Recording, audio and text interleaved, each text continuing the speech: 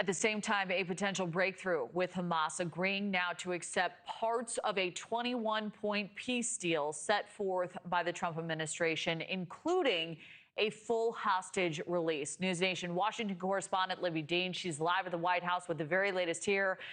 Libbey, we're also hearing from the president as we await Hamas's signing.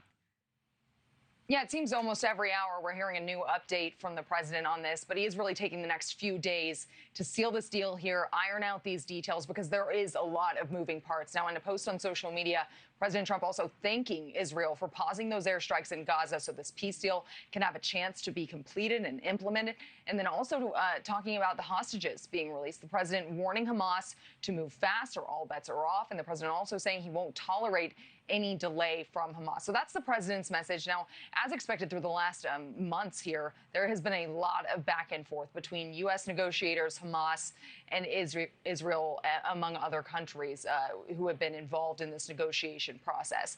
The Prime Minister, Netanyahu, allegedly altering this deal at the last minute, making it a tougher negotiation with Hamas, while we saw those Arab nations pressuring Hamas behind the scenes in Doha, making it clear to Hamas's leadership that this was the last chance they had to make peace here. Now, sources also tell NewsNation, after an intense talks that we saw play out in Doha and over 10 calls with President Trump's team, Hamas did accept this plan. Now, here is the president reacting.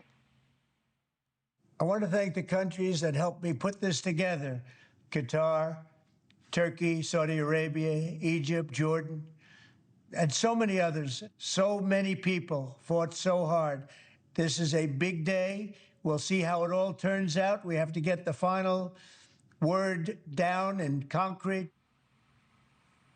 Final word, final details. That's what we're waiting on here, as we'll likely see some back and forth between these negotiators. But President Trump previously did set this deadline for Hamas to sign off on a peace deal. That deadline is 6 tomorrow. All right, Kelly. Libbey.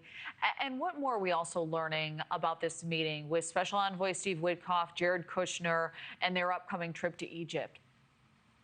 This is going to be key, Kelly, because those are two key names that we've seen really at the forefront of these negotiations. President Trump's son-in-law, Jared Kushner, and his special envoy, Steve Witkoff. Those are the two people we're talking about here. And we're told by the White House that these two, they're headed to Egypt this weekend to hammer out the final details of this Gaza peace plan. And their mission while overseas really is to finalize the deal, but also talk about the release of these hostages. What's that going to look like between Hamas and Israel? Any kind of timeline there? Because that is something that people are very interested in learning about, as well as just this overall deal. But heading into this meeting, Hamas is already making demands, saying they want a clear timeline for when Israeli troops will depart Gaza, and then also a guarantee that the war will end as a whole. So we'll see how those requests from Hamas play out. But we know that Kushner and Witkoff were key in crafting this deal, this initial deal, and they are going to be key, as we just laid out, in getting this deal across the finish line when they meet in Egypt. Kelly? Yeah, we'll await those updates. All right, Libbey Dean, thank you.